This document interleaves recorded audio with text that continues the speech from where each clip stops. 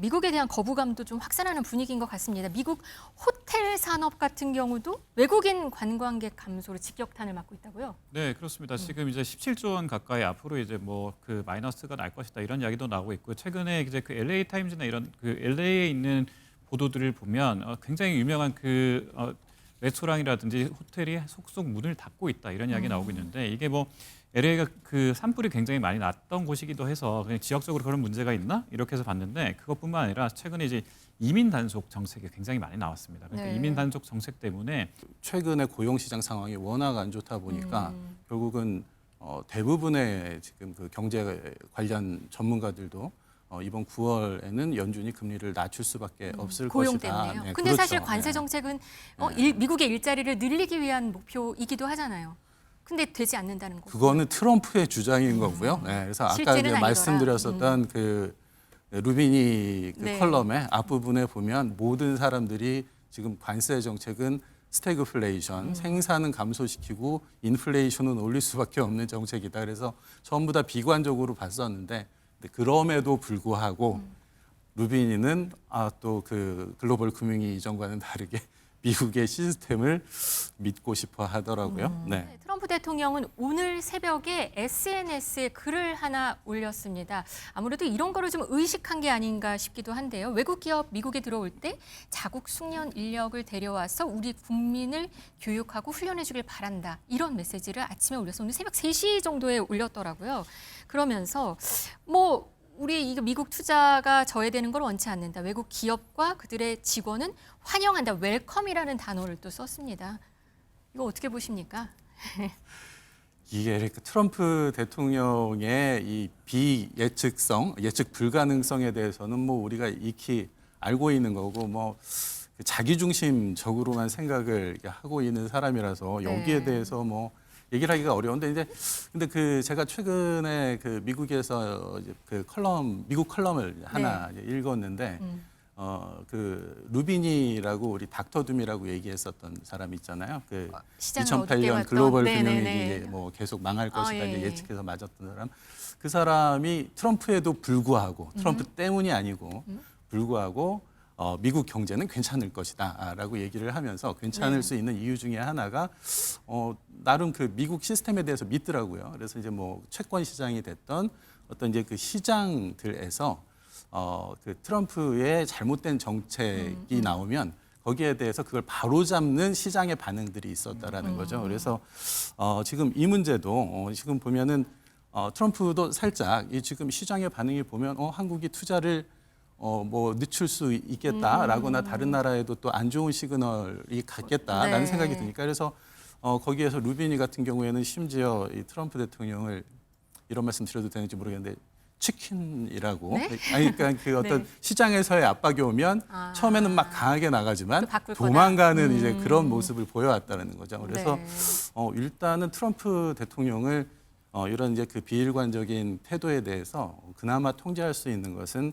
어떤 시장의 힘을 활용하는 것이 아닌가라는 생각이 듭니다. 근데 실제 미국에 대한 거부감도 좀 확산하는 분위기인 것 같습니다. 미국 호텔 산업 같은 경우도 외국인 관광객 감소로 직격탄을 맞고 있다고요? 네, 그렇습니다. 지금 이제 17조 원 가까이 앞으로 이제 뭐 그 마이너스가 날 것이다 이런 이야기도 나오고 있고 최근에 이제 그 LA 타임즈나 이런 그 LA에 있는 보도들을 보면 굉장히 유명한 그 레스토랑이라든지 호텔이 속속 문을 닫고 있다 이런 이야기 나오고 있는데 이게 LA가 그 산불이 굉장히 많이 났던 곳이기도 해서 그냥 지역적으로 그런 문제가 있나 이렇게 해서 봤는데 그것뿐만 아니라 최근에 이제 이민 단속 정책이 굉장히 많이 나왔습니다. 그러니까 네. 이민 단속 정책 때문에 그러면 거기에서 사실은 그 일하는 분들 중에 상당수가 불법 이민자일 수가 있거든요. 아니면 이런 단속들이라든지 시위가 항상 많이 벌어지면 거기에 따라서 이제 사람들이 밖에 나오기를 좀 힘들어합니다. 근데 이게 비단 LA만의 일이냐 그게 아니고요. 그 호텔이 많은 라스베가스 지역이나 이런 곳에서도 일단 들어오는 사람들이 적어지잖아요. 지금 계속해서 무슨 관광 비자나 이런 것들마저도 지금 딴지를 걷는 그런 것도 있고 아까 우리 B1 비자 그러니까 특히 이제 그 비즈니스 용도로 갔던 B1 비자를 갖고 있는 분들까지 구금했던 그런 상황들이 벌어지니까 지금 한국에서 지금 미국으로 가려고 했던 그러니까 좋은 의도로 가려고 했던 분들마저도 지금 미국을 사실 조금 이따가 가야 되는 것이 아니냐 이렇게 꺼리고 있습니다. 이런 네. 것들이 현장에 있는 미국에 있는 관광협회 회장마저도 이렇게 되면 우리 그 미국이 관광 산업이 굉장히 좀 위축되는 것이 아니냐 이런 현실이 나오고 실제로 호텔이 지금 실적이 많이 떨어지고 네. 있는 것도 사실입니다. 미국 호텔뿐 아니라 미국 기업들도 보니까 관세 부메랑을 좀 겪는 것 같습니다. 오늘 아침에 나온 얘기는 채용을 중단하기도 한다. 고용 시장도 그렇게 좋지 않다. 이런 얘기도 들리고 있어요.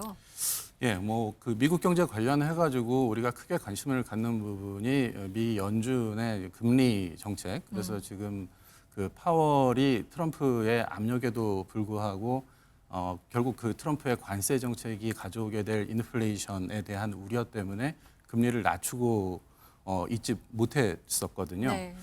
그런데 지금 그 최근에 고용 시장 상황이 워낙 안 좋다 보니까 결국은 대부분의 지금 그 경제 관련 전문가들도 이번 9월에는 연준이 금리를 낮출 수밖에 없을 고용 것이다. 때문에요. 네, 근데 그렇죠. 사실 관세 네. 정책은 미국의 일자리를 늘리기 위한 목표이기도 하잖아요.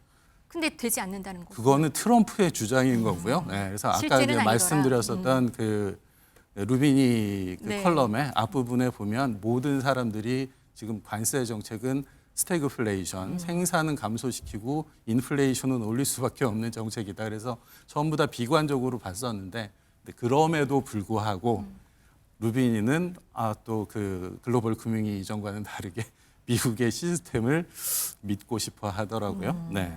알겠습니다. 이런 가운데 지금 한국과 미국은 한미 관세 협상 세부 내용을 조율 중입니다. 어제는 김정관 장관이 미국을 방문했다가 돌아왔는데요. 여기에 대해서 대통령실 입장 한번 먼저 들어보시겠습니다.